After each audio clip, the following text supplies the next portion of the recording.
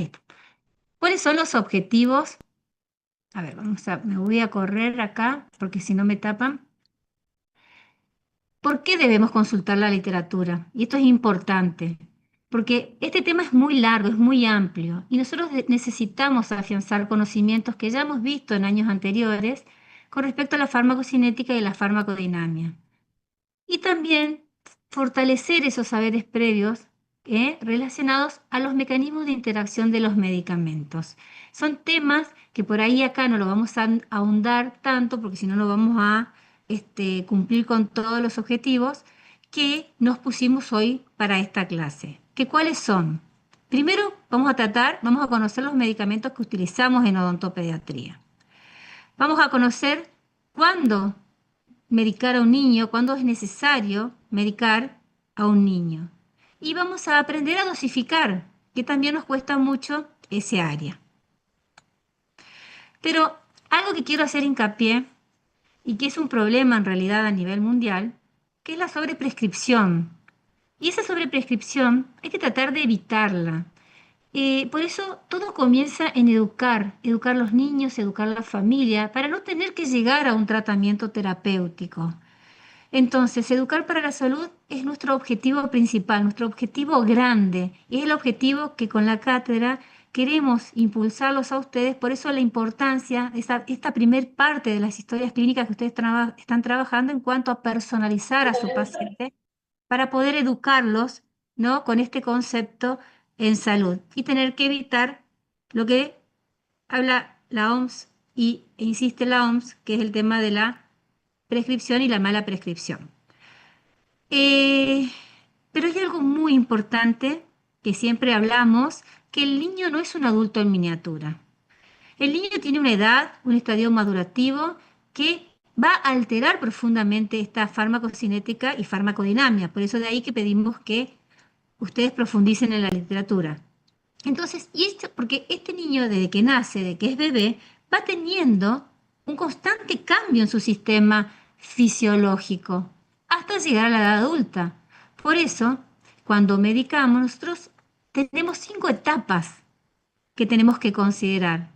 La del recién nacido prematuro, que es el día que nace, el bebé nacido a término, que se considera de los 0 días a los 28 días de nacido, el bebé o el infante de corta edad, que va desde esos 28 días hasta los 2 años, el niño, que va desde los 2 años a los 11 años, y el adolescente, que va de los 12 a los 18. En odontopediatría, generalmente la medicación que nosotros manejamos es la de los niños y la de los adolescentes. Podemos llegar a necesitar realizar algo a un niño de corta edad, sí, como por ejemplo un niño muy pequeño o nacido a término que necesita una frenectomía, pero ahí, en ese caso, no hay medicación más poderosa que el pecho de la madre. Así que hay cosas que nos vamos a ir viendo, pero vamos a abarcar en las etapas de niños y adolescentes, que es la que también ustedes van a manejar en la clínica. Las vías de administración de los medicamentos son 12 vías. Son la oral, la sublingual, la intravenosa, la intramuscular, la intraósea, la rectal, la oftálmica, la ótica, la tópica, la vaginal, la inhalatoria y la transdérmica. Fíjense la cantidad de vías de administración que tenemos, pero nosotros en odontología en general manejamos la oral y la intramuscular. ¿Y qué es, a grandes rasgos, vamos a hacer un recorrido rápido como para reforzar este tema, qué es la farmacocinética? Y la farmacocinética es el efecto que nuestro organismo hace sobre el medicamento. Entonces, ustedes fíjense, desde que consumimos un medicamento va a pasar por diferentes etapas. Se va a liberar esa droga a nuestro organismo, va a ser absorbida, y acá hay algo muy importante, que se absorbe, me voy a ir a una diapositiva y después vamos a volver, se absorbe en el sistema gastrointestinal, en el estómago, donde nosotros tenemos un sistema que en los niños está todavía muy inmaduro. Entonces, tenemos medicamentos que están formados a bases de ácidos bases y ácidos débiles, Entonces, ¿qué pasa? Dependiendo del tipo de medicamento y dependiendo de la madurez gástrica, el grado de absorción. Y teniendo en cuenta en un niño que el vaciamiento es más lento, prolonga el efecto del medicamento. Entonces, es importante entender que la absorción va a variar dependiendo de la etapa esa fisiológica que hablamos, de la edad del niño. Y después viene la distribución de ese fármaco. ¿Cómo se distribuye por el organismo? A través del plasma. Entonces, ¿qué pasa? Nosotros tenemos un cuerpo, un niño que tiene mucho agua en su organismo, pero hay pocas proteínas, que las proteínas son los receptores para que estos fármacos se unan. Entonces, los fármacos se unen a los receptores, pero como tenemos mucho líquido, nos queda mucha fracción libre de ese medicamento dando vuelta y ahí tenemos riesgo de toxicidad. Por eso la importancia de entender la forma de dosificar. Entonces, liberamos, se absorbe y ahí pasa el metabolismo, que va a pasar al hígado y después a la excreción. Entonces, fíjense que el metabolismo hepático en el niño tiene fases de evolución y de desarrollo. Entonces, en un niño muy pequeño esas fases están todavía inmaduras y ese metabolismo no alcanza una madurez necesaria cuando son muy pequeños hasta que llegan a la edad adolescente. Entonces, la vida media de los fármacos también se prolonga mucho más. Y la eliminación, también la eliminación renal, está disminuida en los neonatos y alcanza valores adultos entre recién 18 meses, 2 años, para la eliminación de ese medicamento. ¿Y por qué es importante esta parte de la farmacocinética? Porque entendiendo que un niño no es un adulto en miniatura, vamos a entender que tenemos procesos de absorción, de metabolización, de eliminación, que son mucho más lentos y diferentes a lo de los adultos. Entonces, la farmacocinética es lo que nuestro organismo le hace a los medicamentos. Y la farmacodinamia, ¿qué es? Es la acción de ese medicamento en nuestro cuerpo. ¿Qué eficacia tiene ese medicamento en nuestro cuerpo? Entonces, y esto llamamos el efecto farmacológico. Y este efecto del medicamento puede ser diversos. Hay varios tipos de efectos. El que nosotros buscamos, el efecto primario, el que deseamos que se produzca, que ocurre dentro de la dosis administrada. Después está el efecto secundario, que es un efecto indeseado, que no sabíamos que podía ocurrir. Y ocurre dentro de la misma dosis, o sea, administramos la dosis correcta y adecuada, pero existe un efecto secundario. Por ejemplo, una reacción alérgica. Un efecto colateral o adverso que puede pasar, que está dentro de la dosis, que yo sé que puede pasar, que ese sí lo tengo controlado, que sé que puede pasar, está dentro de la dosis administrada, que por ejemplo le puede dar diarrea, o gastritis. Sabemos que tienen efectos colaterales los medicamentos. Y el efecto tóxico, que es la dosis tóxica que me puede llegar a producir un medicamento, que es un efecto que en realidad se produce cuando no sabemos controlar o manejar la dosis. Y la prescripción sigue siendo complicada actualmente porque cada vez tenemos más disponibilidad de medicamentos en el mercado, cada vez existen más interacciones medicamentosas, mucha gente se medica sin prescripción médica, entonces tenemos que tener cuidado. Y también, y al haber ese tipo de autoprescripción, existe mucha resistencia microbiana, donde también tenemos que indicar correctamente al paciente para que no, que para que siga los pasos que nosotros les pedimos, y evitar esta resistencia a los antibióticos. Y tenemos también la necesidad de ajustar encima, cuando atendemos niños, al peso del niño. Entonces, fíjense que se complica, pero si nosotros somos ordenados y entendemos la importancia de la farmacología y la forma de prescribirla, vamos a poder manejar muy bien este área. La OMS nos dice y nos pide, por favor, que nunca iniciemos un tratamiento sin estar seguro del diagnóstico. El diagnóstico es lo más importante ante cualquier prescripción. Establecer un objetivo terapéutico. ¿Qué yo quiero lograr con ese medicamento? Elegir el tratamiento de acuerdo a la eficacia y a la seguridad del medicamento. Dar las instrucciones y la información clara a los papás. Monitorear el tratamiento significa que yo no es que doy el medicamento y a los 7 días vuelva. Yo tengo que controlar entre las 24 y 48 horas qué efecto está haciendo, porque depende de eso voy a tener que detener el tratamiento o cambiar la droga o, en el caso que esté bien, mantenerlo y continuar. Dentro de las infecciones odontogénicas, tenemos tres tipos de formas de tratar a un paciente, siguiendo con esta línea.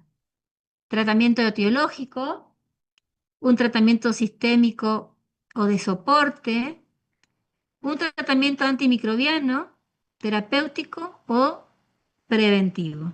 Fíjense que las infecciones odontogénicas tienen tres formas de ser tratadas.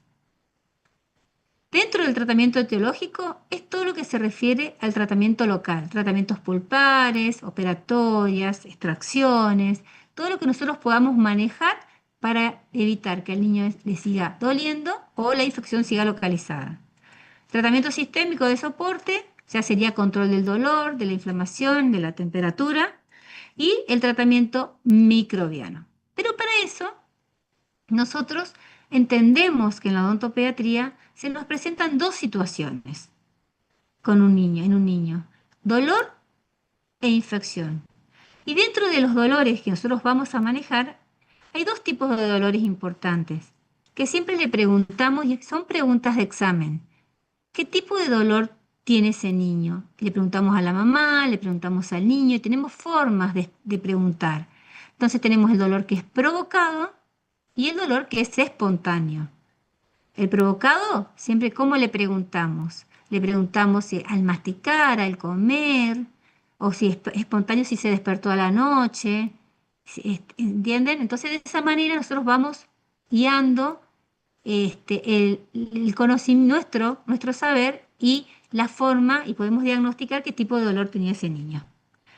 Entonces, dos tipos de dolores, provocado y espontáneo. Dentro del provocado, el tratamiento etiológico, tenemos operatorias, exodoncias, tratamientos pulpares, lo que sea, que haya que hacer de acuerdo a un diagnóstico completo, o el dolor espontáneo, que puede ser cualquiera de esos tratamientos, y capaz que necesite también algún tipo de medicación de soporte.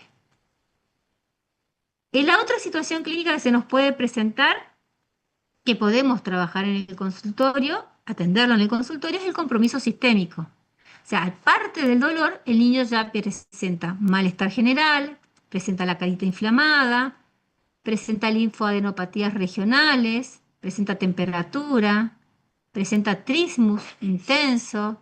Entonces, es un compromiso general al cual nosotros podemos realizar una medicación en el consultorio. Y a su vez, que se presentan de esta manera, con estas caritas así. Y a su vez, también se nos puede presentar que debamos realizar una derivación hospitalaria, que un niño que comenzó con una carita hinchada se complique, por eso es el tema que decíamos hoy del controlar la terapia que damos, porque el niño esa celulitis puede progresar rápidamente, puede empezar con falta de aire, que no puede tragar, disfagia, que presente mayor temperatura a 38 grados, que ya no puede abrir la boca, y puede todo eso presentarse de esta manera en el consultorio o puede complicarse un tratamiento que hayamos iniciado o una terapéutica que no haya funcionado y que no se haya controlado. Entonces puede llegar a esta situación. Si se nos presenta en esta situación un paciente, urgentemente hay que hacer una derivación a un hospital. Entonces dijimos, situación de dolor, ¿no? Y de infección. Y clínicamente, ¿cómo la vamos a manejar a estas situaciones? Tenemos diferentes situaciones que ustedes van a vivir en la clínica odontopediátrica y también el día de mañana en sus consultorios. Puede ser una situación en la cual únicamente tengamos que hacer un tratamiento etiológico, ¿eh? En el cual realizamos un aislamiento, una apertura, una operatoria, y solucionando eso nosotros ya solucionamos ese dolor provocado. O puede pasar que necesitemos también tratar, acompañar ese tratamiento etiológico con algún tratamiento sistémico de soporte. Vayan viendo cómo menciono a los medicamentos, porque es una manera de unificar la forma de hablar y comprendernos en la profesión. Entonces, el tratamiento sistémico de soporte, hablamos de analgésicos, estamos hablando de los analgésicos. Entonces, hicimos un tratamiento etiológico, un tratamiento pulpar, por ejemplo, en el cual el niño, sabemos que cuando pase la anestesia puede llegar a tener dolor, o hicimos una extracción dentaria, entonces necesitamos acompañar de algún analgésico o antiinflamatorio, entonces le indicamos un tratamiento sistémico de soporte. Otra situación que se nos puede presentar es al tratamiento etiológico inicial, que tengamos que asociar, aparte del tratamiento sistémico de soporte, o sea, aparte del analgésico, un tratamiento antimicrobiano, terapéutico, donde ese niño comenzó con un tratamiento en el consultorio, acompañamos con un tratamiento de soporte y después la mamá nos dice y nos llama que está un poquito hinchada la cara, que no mejora, y bueno, que tengamos que anexar al tratamiento un tratamiento antimicrobiano terapéutico. ¿Bien? ¿Vamos bien hasta ahí? Sí, Doc, vamos bien. Bueno, perfecto. Me van avisando si no. Y en la última situación que se nos puede presentar, que nosotros antes de intervenir en ese niño tengamos que empezar con la medicación. Por ejemplo, tengamos que dar un tratamiento antimicrobiano de forma terapéutica más un tratamiento sistémico de soporte. Porque el niño llega a la consulta, ya el niño se encuentra con una carita muy hinchada, con temperatura, fíjense esta cara, palpamos si hay ganglios, ya empieza con una apertura bucal disminuida. Entonces vamos a empezar con la medicación antibiótica correspondiente de acuerdo a su peso y vamos a acompañarlo con un tratamiento sistémico de soporte. Una vez que el niño se encuentra controlado, después de las 48 horas ya estaremos en condiciones de realizar el tratamiento etiológico. Algo muy importante, los tratamientos antimicrobianos y sistémicos de soporte no solucionan el problema, solamente nos permiten mejorar la calidad de vida del paciente para que nosotros podamos realizar el tratamiento etiológico que corresponde para poder realmente solucionar el problema. ¿Y cuáles son los fármacos más usados en odontopediatría? Usamos analgésicos, antiinflamatorios, antibióticos, usamos antivirales y usamos antimicóticos. De todos estos, la elección va a depender de acuerdo a nuestro diagnóstico etiológico, la edad y el peso del niño. Y nosotros, en especial, utilizamos estas tres líneas que son las que yo voy a hablar hoy, que son analgésicos, antiinflamatorios y antibióticos. Dentro de los analgésicos vamos a ver el acetaminofén, que es el paracetamol, vamos a ver el ibuprofeno, el naproxeno, el ácido acetilsalicílico. Vamos a ver dentro de los antibióticos las penicilinas, las amoxicilina más ácido clavulánico, clindamicina, metronidazol. Y los antivirales y los antimicóticos los verán después con estomatología. Entonces, ya hablamos de tratamientos etiológicos, vamos a pasar al tratamiento sistémico de soporte, que son los analgésicos. Estos analgésicos nos van a permitir controlar el dolor, controlar la inflamación y la temperatura. ¿Y en qué vamos a basar la elección del analgésico?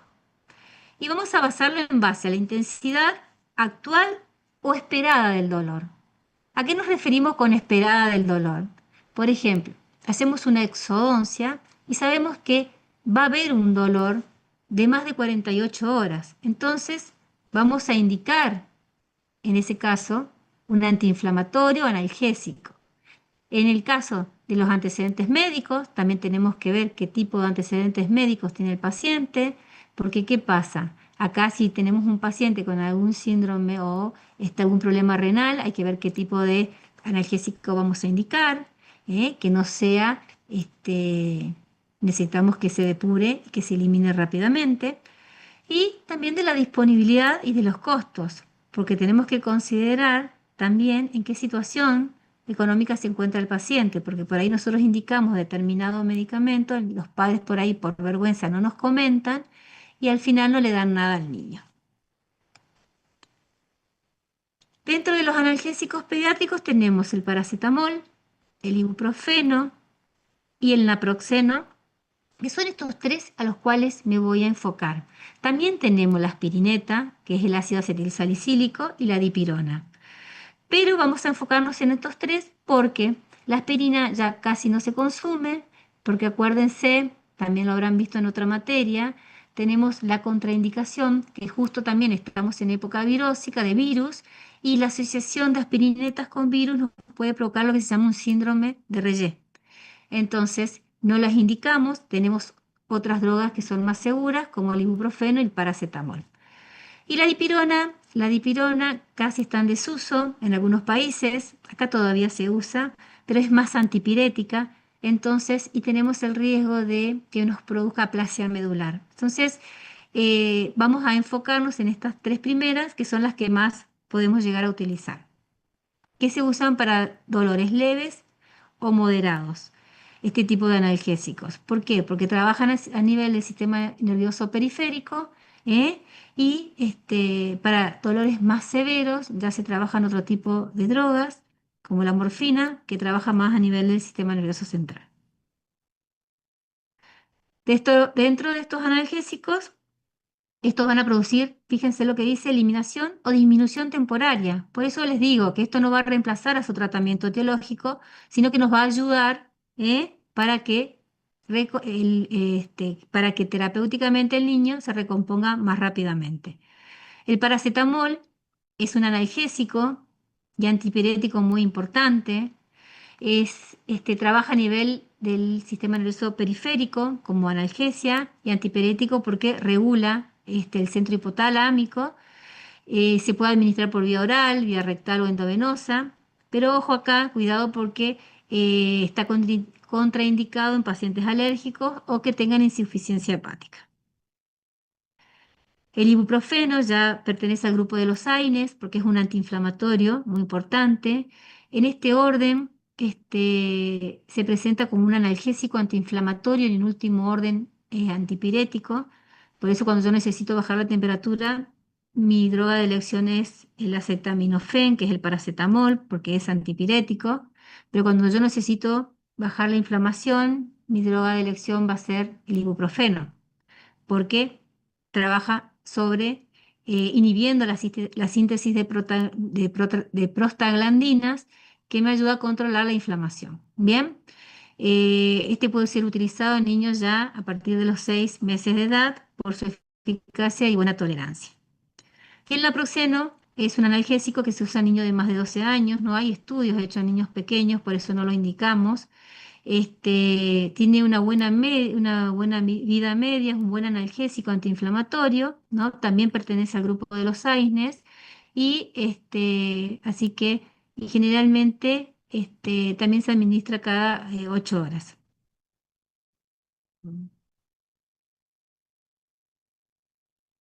Pero ¿cuál es la dosis que nosotros indicamos de acuerdo al peso de nuestro niño? Nosotros vamos a basarnos, y vamos a verlo más adelante en la parte de antibiótica, nosotros tenemos diferentes formas de prescribir, pero para obtener nosotros de manera más fácil la dosis adecuada, tomamos el peso del niño. Y lo tomamos al peso del niño porque tenemos niños que tienen la misma edad con diferentes pesos. Entonces, en base al peso, vamos a poder realizar una prescripción más adecuada. Entonces, fíjense acá en este cuadro, tenemos fármacos como el paracetamol, el ibuprofeno, el naproxeno, van a ver acá dosis de paciente, dosis en miligramo kilogramo, donde tenemos la dosis adecuada, el intervalo en el cual se va administrando y la dosis máxima, hasta cuánto podemos administrar. Entonces, la dosis adecuada, por ejemplo, para un paracetamol es entre 10 y 15 miligramos kilogramo dosis. Para un ibuprofeno de 5 a 10, naproxeno de 5 a 6, y así. Ácido acetilsalicílico, que sería la aspirineta, de 10 a 15, y la dipirona 7,5 a 15. Yo les voy a enseñar ahora cómo vamos a medicar en base a la dosis recomendada para los pacientes. Y acá donde hablamos de intervalo, hablamos cada cuántas horas se puede administrar la dosis a cada niño. Entonces, ¿cómo vamos a dosificar los analgésicos? Que también esto va a variar en base a cómo lo prescribimos, si le damos en jarabe, en pastilla o en gotas, varía, y vamos a obtener en bases a los miligramos, a la dosis indicada, y en base al peso del niño, qué dosis vamos a tomar. Acá dice dosis toma, y ahora se los voy a explicar. Entonces, vamos por el paracetamol primero, que dijimos que la dosis adecuada para un niño era entre 10 y 15 miligramos. Fíjense acá que el efecto, una vez que lo administramos, a los 30 minutos comienza y persiste por 4 horas. Por eso es que se indica entre 4 y 6 horas. En lactantes y niños no tenemos que exceder las 5 tomas diarias. Y en niños y adultos siempre los miligramos por kilogramo de peso va a ser mayor. Y acá tenemos las diferentes presentaciones. Tenemos en gotas, en jarabes y ahora encontramos también comprimidos masticables. ¿Cómo se administran las gotas? Vamos a ver.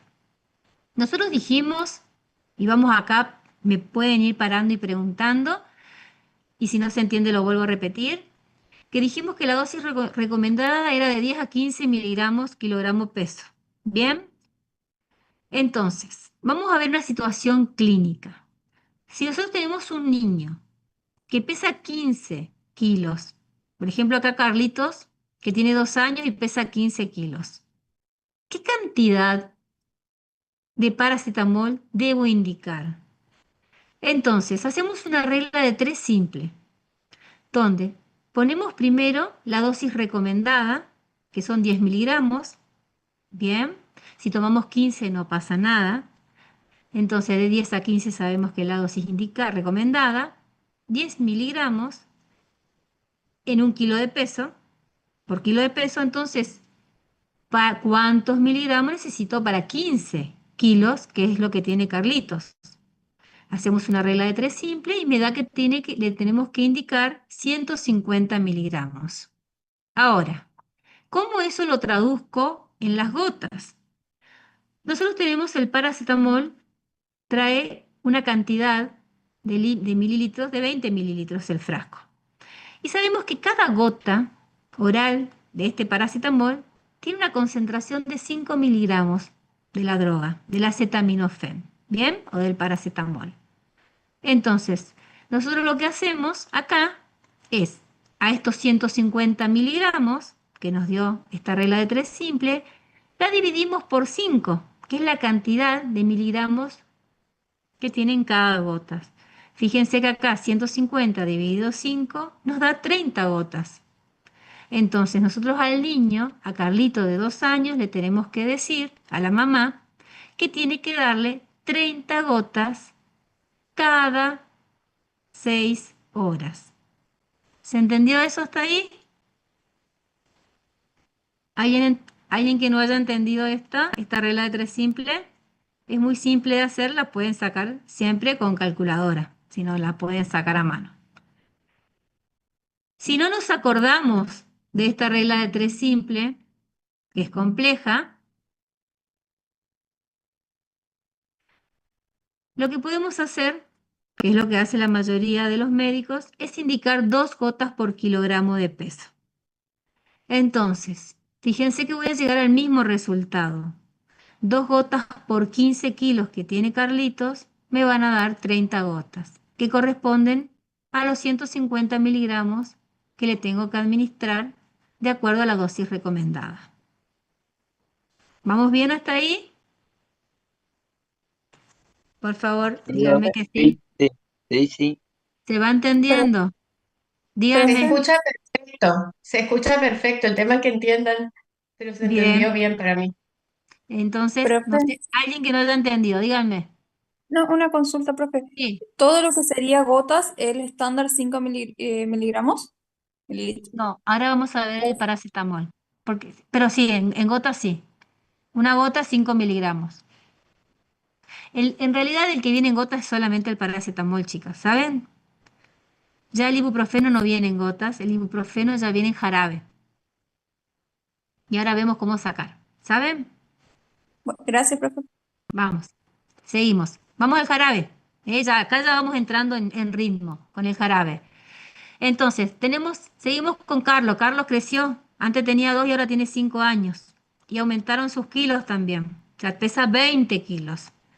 Acuérdense también que la dosis sigue siendo la misma. El paracetamol no varía la dosis recomendada. No importa que sea gotas, jarabe o pastillas. No importa. ¿Eh? Es de 10 a 15 miligramos, kilogramos, pesos.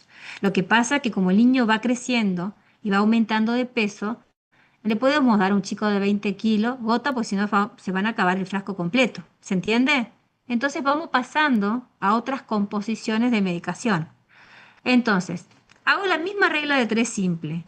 10 miligramos dijimos que tenía la dosis recomendada del paracetamol.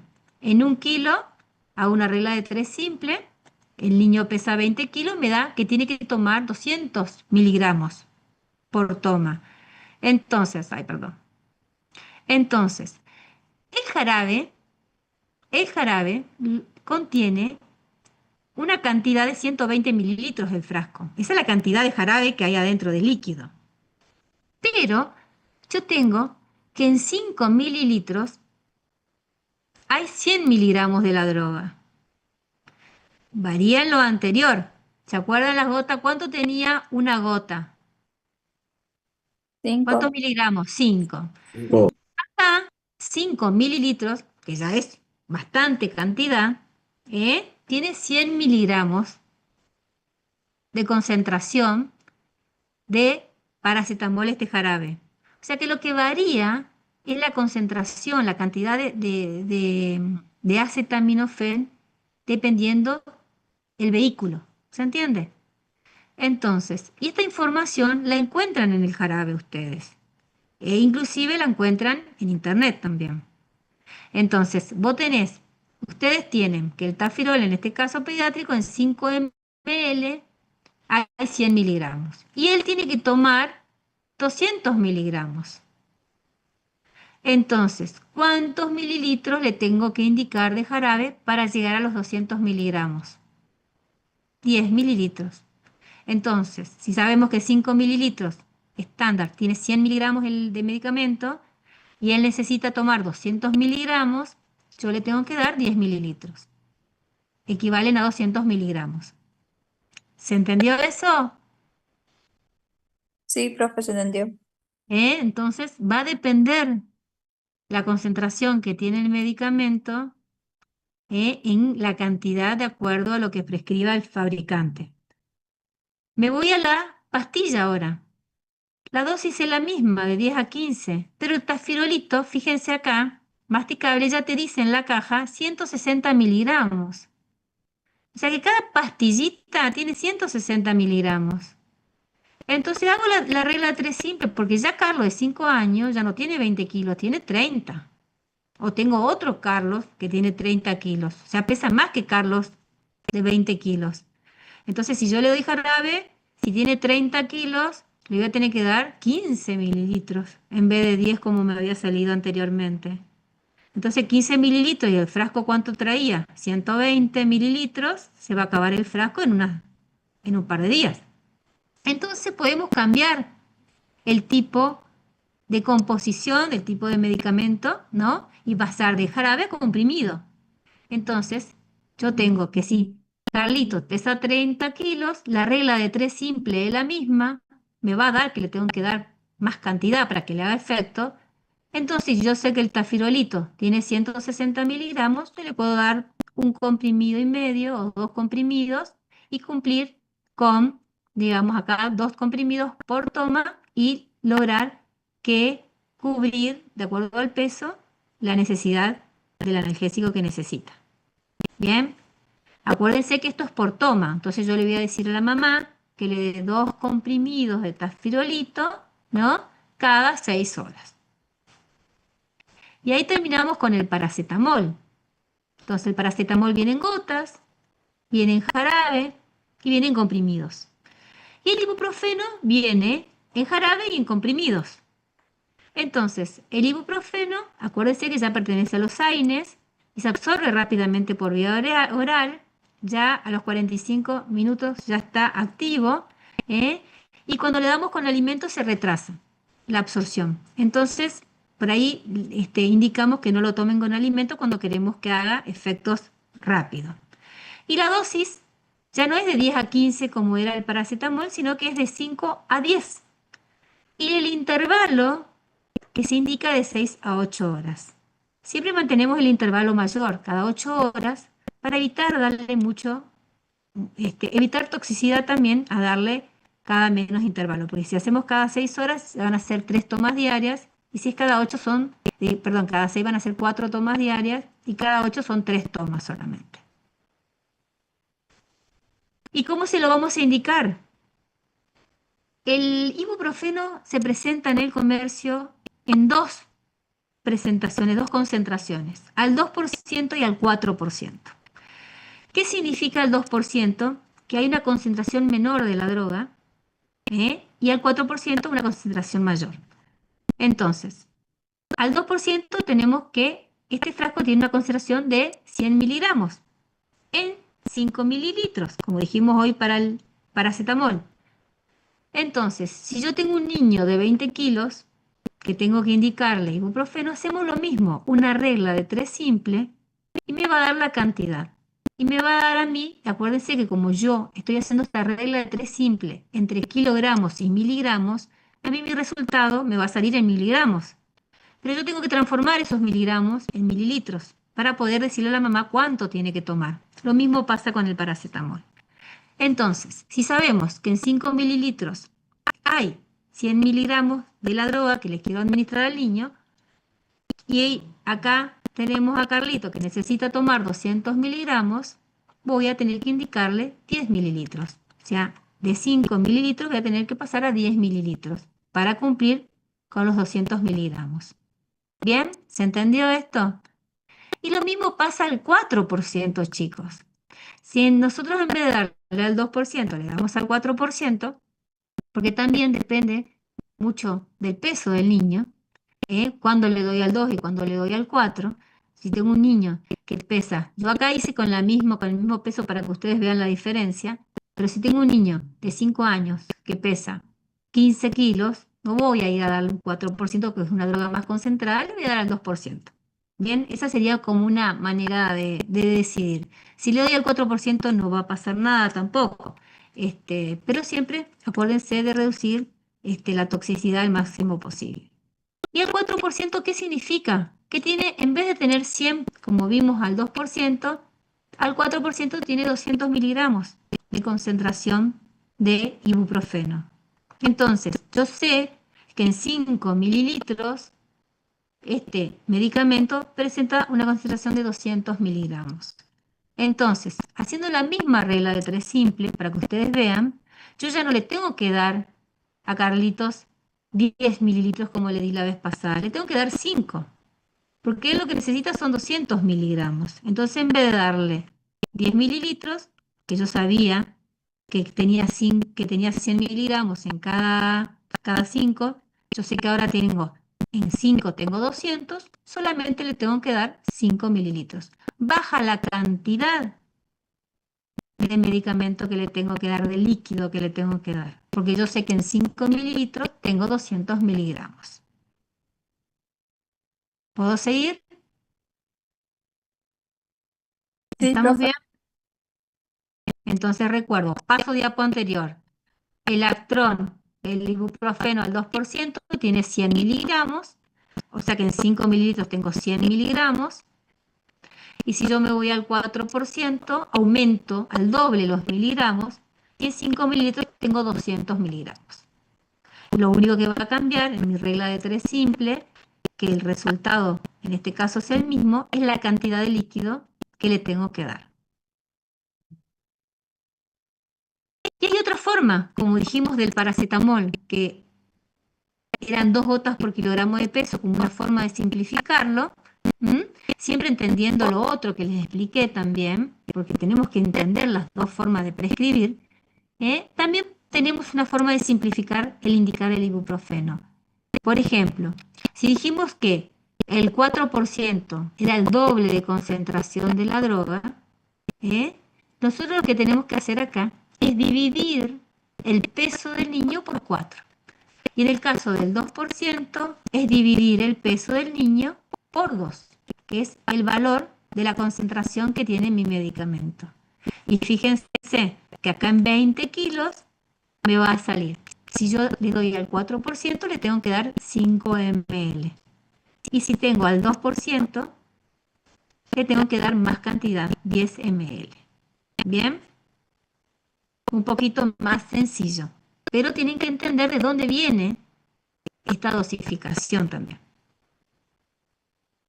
Y el ibuprofeno también vienen comprimidos. Y los comprimidos cada pastillita vienen ya con su concentración determinada, como vimos la ibupireta, el paracetamol, vienen comprimidos de 120 miligramos y vienen comprimidos de 200 miligramos. Estamos hablando de comprimidos para niños.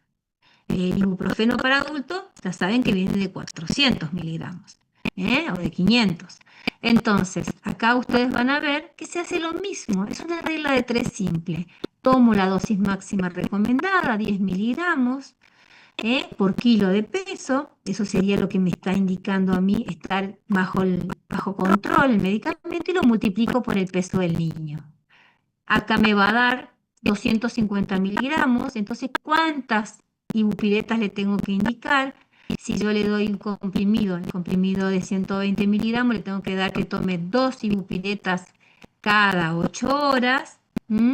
O si le doy 200 miligramos, le tengo que decir que tome 1 1/4 cada 8 horas.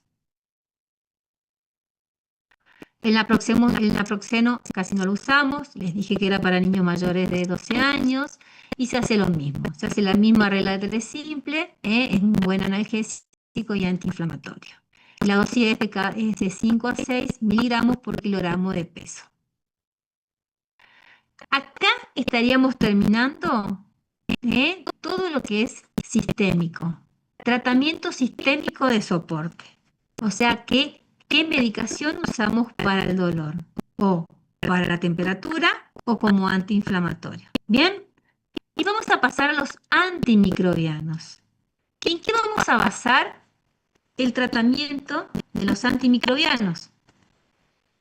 Y vamos a basarnos en 3 puntos importantes.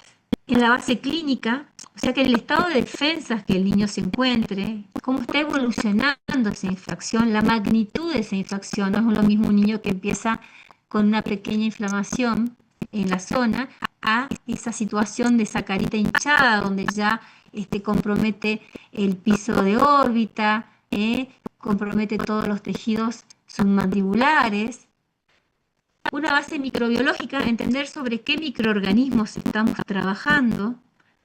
Y hay una base farmacológica, donde usamos el antibiótico de acuerdo al mecanismo de acción que necesitamos. Necesitamos que sea bacteriostático o bactericida. Entonces, es importante entender, conocer sobre seleccionar el medicamento adecuado sobre la clínica que estamos trabajando.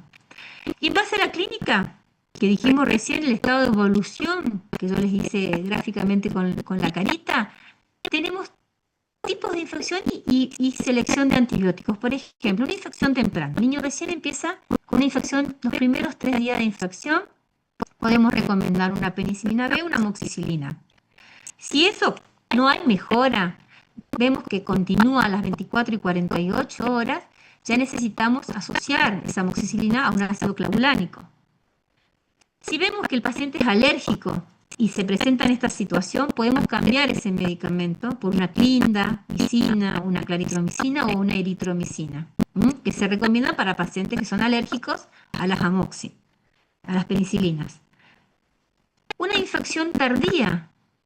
Pasaron muchos días, el paciente se presenta muy tarde, más de 3 días, ya podemos pasar directamente a una amoxi, más un metronidazol en caso de una gingivitis, una laguna, vamos a verlo, una clindamicina, que generalmente se da para tratamientos más tardíos, o una amoxicilina más un ácido clavulánico, como para controlar esa infección. Pero ¿por qué vamos avanzando y ustedes van viendo que vamos cambiando la medicación? Porque una infección tardía ya me está hablando de más microorganismos anaeróbicos. Entonces necesitamos reducir, llegar a esos microorganismos y poder solucionar la infección. Y las infecciones tardías y las alergias a las penicilinas, vamos hacia una clindamicina o hacia una claritromicina. La base microbiológica que les dije hoy, nos basamos en los microorganismos, sabemos que las infecciones son polimicrobianas, ya hay aeróbicos, anaeróbicos, se produce un sinergismo entre las bacterias también podemos ver mixtas anaeróbicas, y odontológicamente las bacterias que más vamos a encontrar en la cavidad bucal son cocos de tipos aerobios y anaeróbicos. Dentro de los aeróbicos, los estreptococos y estafilococos, y dentro de los anaeróbicos tenemos una hermosa colección acá de microorganismos que van a quedar en el teórico, después pueden transcribirlos, pero que sobre estos 2 tipos de patógenos vamos a trabajar. Y las indicaciones generales de un antibiótico en un niño es que tengan infecciones agudas, que haya un compromiso general que se manifiesta con celulitis, con ganglio, con fiebre. A veces se manifiesta y puede haber o no dolor, pero todas estas características nos indican la necesidad de un antibiótico. Y lo podemos llegar a necesitar como profilaxis antibiótica, bien, en casos con osteomielitis, con necrosis maxilares, pero también en pacientes que hayan tenido traumatismos muy importantes con riesgos de infección. Y dentro de los antibióticos usados en odontopediatría, tenemos la penicilina, la amoxicilina más ácido clavulánico, la clindamicina y el metronidazol.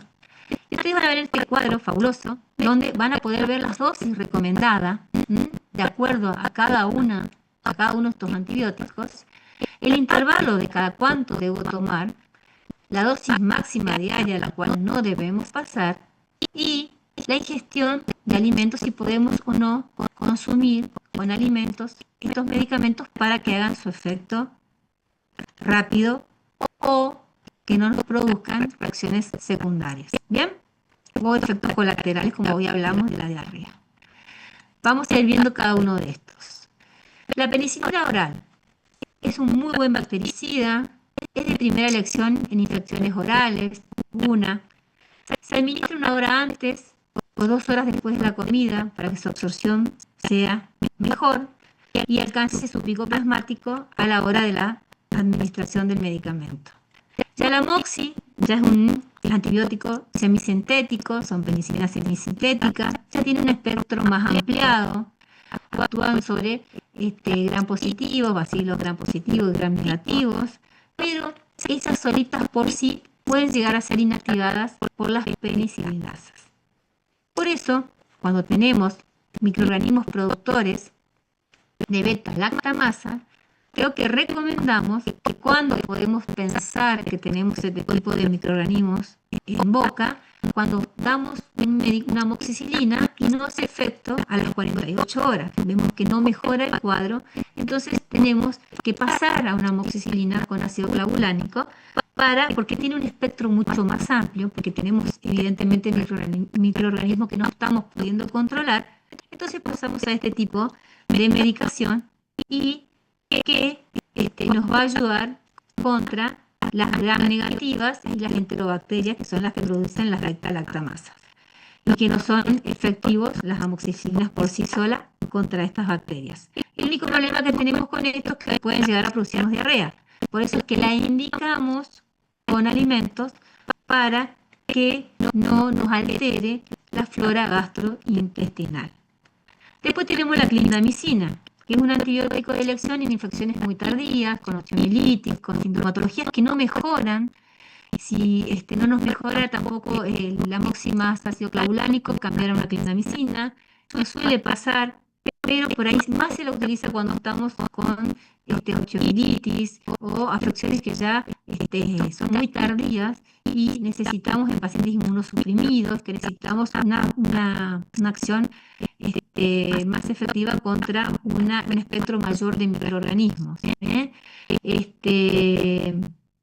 Y el metronidazol, que es un antibiótico que no es de gran uso, pero más se lo puede llegar a usar en la adolescencia, porque tiene una excelente actividad contra el bacilo de gram negativos y las espiroquetas, pero hay que combinarlo con otra medicación, como una penicilina o una amoxicilina, porque cuando se producen este tipo de afecciones, hay anaeróbicos y aeróbicos que el metronidazol no afecta, entonces hay que usar una combinación de ambos medicamentos, de la penicilina y el metronidazol, para poder tratar estas unas que son muy destructivas y muy dolorosas.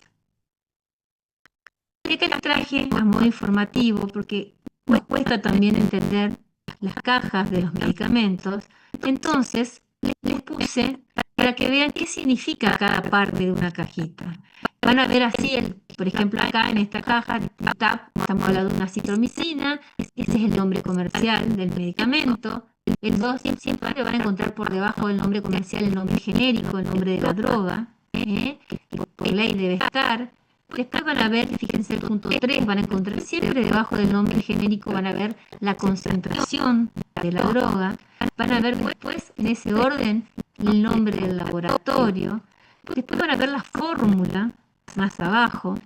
En otra parte de la cajita ya van a empezar a ver los datos de laboratorio, van a ver el lote y la fecha de vencimiento, van a ver el troquel, van a ver la presentación, fíjense acá cómo se presenta, qué cantidad tiene, y van a ver, siempre muy importante, ver las condiciones de conservación y la fecha de vencimiento. Toda esta información está en todas las cajas de los medicamentos. Este punto 3 que les mostré, que habla de la concentración de la droga, es muy importante, porque ustedes ahí van a saber qué concentración tiene la droga para poder ustedes realizar la regla 3 simple que vamos a hacer ahora, para poder prescribir. Y esto se decide en base al peso, sobre todo del niño. Si es un niño con mucho peso, vamos a darle una concentración mayor de 500 miligramos, o si es un niño que tiene bajo peso, vamos a elegir concentraciones menores. Y otro punto importante es la cantidad de líquido que trae el frasco, porque ¿qué pasa? Ustedes tienen que mirar eso, porque cuando nosotros indicamos un medicamento, le tenemos que decir cuántos días lo tiene que tomar. Y tenemos que pensar hasta en qué cantidad trae ese frasco para que la madre no corte el tratamiento. Porque generalmente lo que pasa es que los padres creen que terminaron el frasco y ya está cubierto el tratamiento porque el niño también mejoró, pero ahí empezamos con este gran problema de la resistencia bacteriana, donde el niño no cumplió con todo el ciclo y entonces empezamos a tener este inconveniente. Entonces es importante la concentración de la droga y la cantidad de líquido que trae el frasco a la hora de prescribir. ¿Cómo vamos a calcular las dosis? Esto es lo que les decía hoy. Hay muchas formas de calcular. Van a ver que hay por superficie corporal, que generalmente se hacen en niños pequeños, bebés, por edad, la regla de Young, la regla de Clark, que se hace en mayores de 2 años, según el peso del niño, que es lo que vamos a revisar nosotros. La regla de Harnack, ustedes la van a encontrar en la literatura de múltiples maneras, y es bueno que sepan todas. Por el tiempo, yo hoy les voy a explicar esta, que es la que más usamos, es nuestro caballito de batalla, como decir, mostrar, decir y hacer, que siempre indicamos y siempre motivamos a los niños, ¿no? Hay muchas formas de hacerlo, pero nuestro mostrar, decir y hacer es muy importante. Y bueno, acá vamos a basarnos en el peso del niño. Porque el peso del niño a la misma edad se puede presentar con diferentes pesos. Dijimos hoy, Carlos puede tener 20 o puede tener 30 kilos. Entonces la cantidad que vamos a prescribir va a ser diferente, porque si no, no le va a hacer efecto. ¿Y cómo se dosifican los antibióticos? Los antibióticos los dosificamos, como hoy vimos en la tabla, teniendo en cuenta la dosis máxima por kilogramo de pesos. ¿Bien? Y fíjense que acá varía, porque los analgésicos, cada resultado era por toma. Entonces yo les dije que tenía que tomar 2 ibupiretas cada 8 horas, ¿no? Y acá voy a sacar una dosis general por día. Por eso dice dosis día. Vamos a tener en cuenta el peso del niño en kilogramos, la dosis máxima indicada, y vamos a multiplicar por 5 mililitros. Porque los chicos el antibiótico en general lo toman en jarabe, ¿bien? Y vamos a dividir este resultado por la concentración del medicamento que elegimos. Esto nos va a dar un resultado que nos va a dar una dosis diaria, y esa dosis diaria la vamos a dividir en 3 tomas, ¿bien? De acuerdo al antibiótico que le voy a dar. La mayoría de los antibióticos se toman cada 8 horas y algunos se toman cada 12 horas. Entonces, vamos a hacer un ejemplo. Amoxicilina 50 miligramos kilogramo día. Esta era la dosis máxima diaria de seguridad, que la vamos a dar cada 8 horas. Vamos a elegir la concentración del medicamento, vamos a elegir 250 miligramos, porque nuestro niño pesa 15 kilos. Entonces, 15 kilos de mi paciente por la dosis máxima recomendada, por 5 ml, que es un estándar, porque en 5 ml yo voy a tener 250 miligramos de medicamento. Entonces voy a multiplicar y voy a dividir por 250 miligramos, que es la concentración. Estoy llegando al final, yo puse mi despertador. Esto me va a dar 24 mililitros, chicos. Esta multiplicación. Yo no le puedo dar los 24 mililitros porque yo voy a realizar un tratamiento antimicrobiano terapéutico que me va a llevar 7 días. Entonces, voy a tomar el medicamento que yo elegí, se da cada 8 horas, que es la amoxicilina. Entonces divido por 3 tomas y me va a dar 8 ml. Entonces yo le tengo que decir a la mamá que esos 8 ml le vamos a dar 3 tomas diarias durante 7 días. Entonces tengo que elegir el frasco, la cantidad que trae el frasco, porque le tengo que dar esos 8 ml cada 8 horas, que serían 24 ml. ¿Bien? Entonces, ¿cuánto tiene que tener mi frasco de medicamento para que me alcance? Entonces yo lo que hago es multiplicar 24 ml, que era la cantidad total por día, por 7 días. ¿Bien? Y me va a dar 168 ml. O sea, yo necesito un frasco que tenga esta cantidad para que Carlitos pueda tomar sus 8 mililitros cada 8 horas durante 7 días. Y para que funcione esta medicación, debo prescribirlo adecuadamente, que es lo que hicimos recién, es que se cumpla la duración, los 7 días, informar a los padres con respecto a este tratamiento y monitorear a nuestro niño a las 24-48 horas. Esa va a ser la única forma de yo saber que este medicamento está funcionando. ¿Bien? no fue tan difícil, ¿eh? Yo me estoy yendo rápido porque quiero ir avanzando porque me quedan unas diapositivas, o sea, me voy a pasar unos 10 minutos, chicos. Entonces, vamos a ir pasando. Cualquier cosa después me preguntan o lo charlamos. Estas diapos principalmente están en el aula virtual.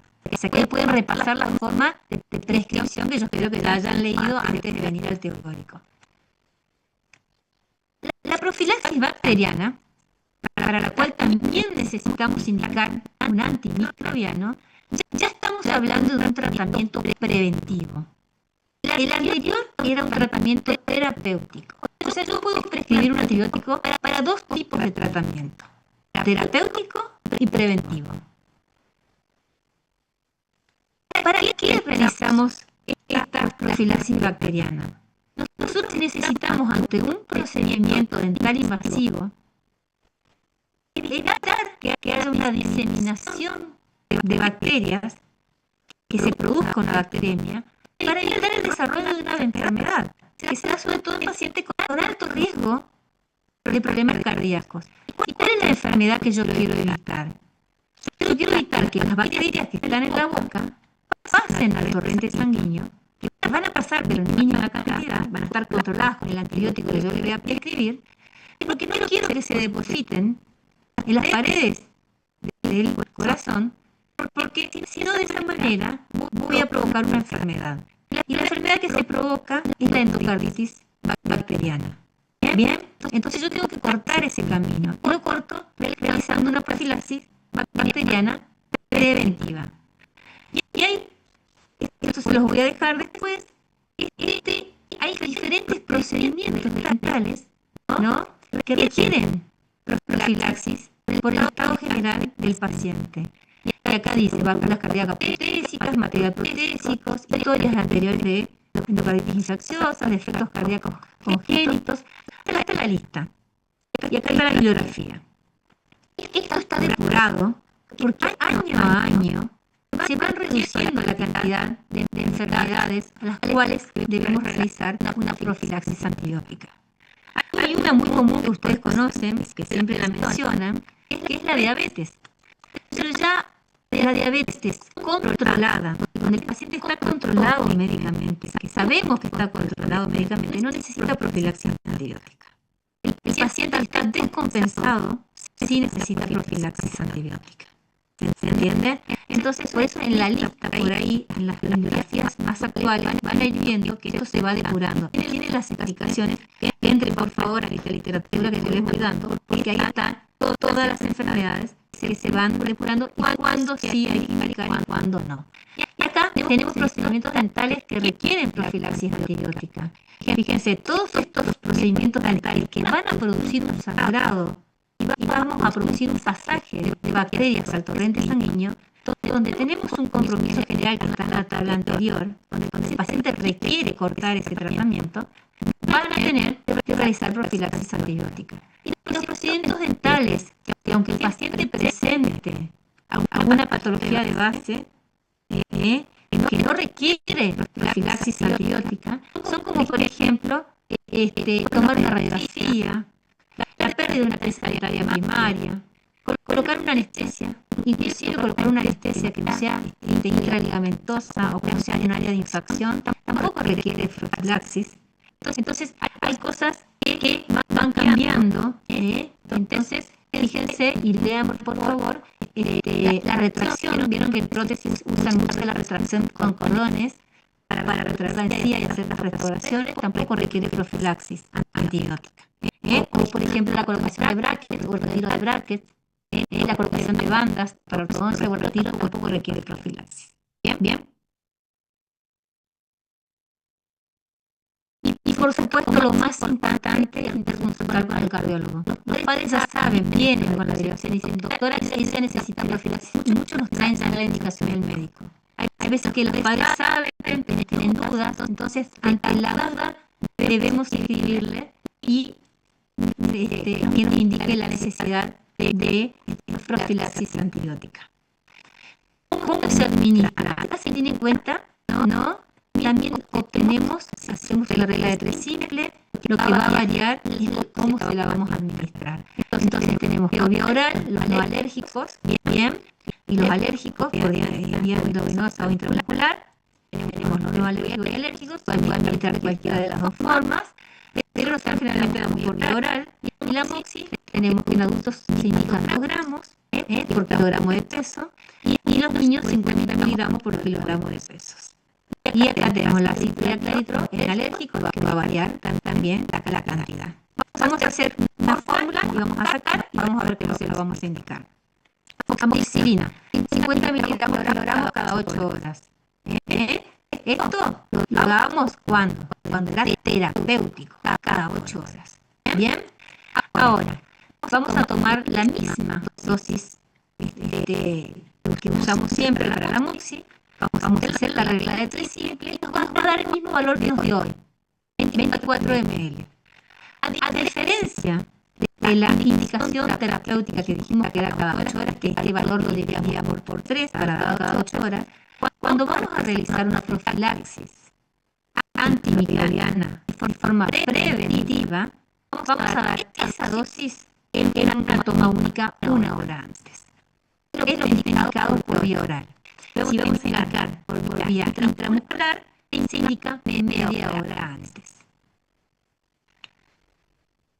Eso sería con respecto a profilaxis. En cuanto a Vademecum, tenemos un montón de Vademecum, acá están los enlaces, y los libros están los enlaces, con los cuales ustedes pueden consultar la medicación. Y hay algo muy importante, que es cómo la vamos a indicar, que es la receta. La receta es un documento médico legal también. La receta debe estar bien hecha. Hasta hace 2 años la receta era escrita. Voy a repasar el formato solamente, hoy la receta es digital. Entonces la receta tiene un encabezado, tiene un cuerpo donde se coloca el nombre de la droga, va la presentación de mililitros, los frascos, y el cierre que va con fecha y va la firma del profesional. Y las indicaciones que también van por escrito, va el nombre del paciente, tiene un encabezado, tiene un cuerpo donde se ponen las indicaciones, cuánto darla, cada cuántas horas y durante cuánto tiempo tiene que tomar, va la firma y la matrícula del profesional. Las indicaciones realmente van también de forma digital, pero también se las podemos dar por escrito. Por decreto, el decreto 45/2024, la receta ya pasó a ser en toda la República Argentina de modalidad electrónica. Van las jurisdicciones adhiriéndose, ya corrientes ya están adheridas, así que nosotros pasamos a esto. Lo que se hace es descargar una app, ya sea para iPhone o para celulares Android, se descarga la app de RCTA, que es de receta, y se siguen los pasos, porque tienen que poner su DNI, cuando ustedes se reciban, van a cargar su DNI, van a pedir la matrícula profesional, para poder utilizarla, y les voy a hablar de cómo las estamos utilizando hoy. Rápidamente, con esto vamos a ir cerrando. Pacientes, seleccionar el botón más, ir a cargar el paciente manualmente, y ahí nos vamos a encontrar con el formulario para cargar los datos del paciente. Podemos quitar simplemente nombre y apellido y ya se puede confeccionar una receta. Ahora bien, hay otros datos que me puede pedir el financiador o nosotros queremos completar, como son el género, la fecha de nacimiento, el teléfono móvil, el correo electrónico, la cobertura médica, el tipo de plan, el número de afiliado, etc. Una vez que tenemos todo esto, guardamos la información y ya podemos ver los datos del paciente. Seleccionamos generar receta, elegimos el tipo de recetario y ya podemos añadir los medicamentos.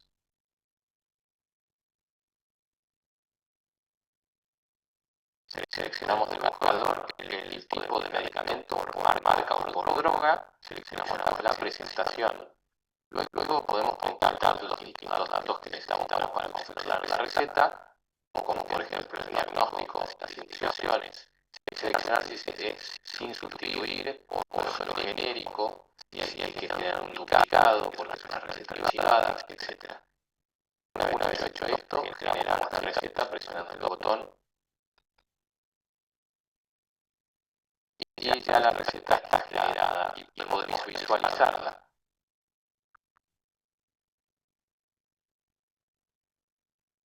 Vemos detalles, si está correcto, lo enviamos por correo electrónico, por WhatsApp o por otras vías que se seleccionen.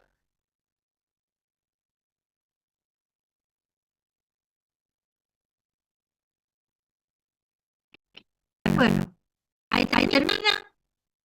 Es fácil. Después ya van a ir tomándole la práctica. Y gracias por su atención. Me he pasado 10 minutos, disculpen. Así que bueno, si tienen preguntas grandes, contestamos ya. Y si no, me pueden ir preguntando por WhatsApp también, no hay problema, me pueden preguntar. Y bueno, ya este video también va a quedar subido, lo vamos a subir para que ustedes puedan repasar y complementar con la literatura que les damos. Preguntas, dudas, llegamos todos juntos, pero hayamos llegado todos juntos. Bueno, chicos, voy a tener preguntas. Estamos listos, cerramos entonces. Cerrado. Bueno, nos vemos el viernes. Este tema entra en el parcial, en el tercer parcial. Así que bueno, hay que repasar, hay que practicar y preguntar todo lo que necesitan. Segundo para la Lidia. ¿Más segundo recién vamos? Sí. Segundo, en función a la cantidad tenés razón. Tenés razón. Segundo farsa. Perdón. Un gusto. Hasta luego. Chao. Chao.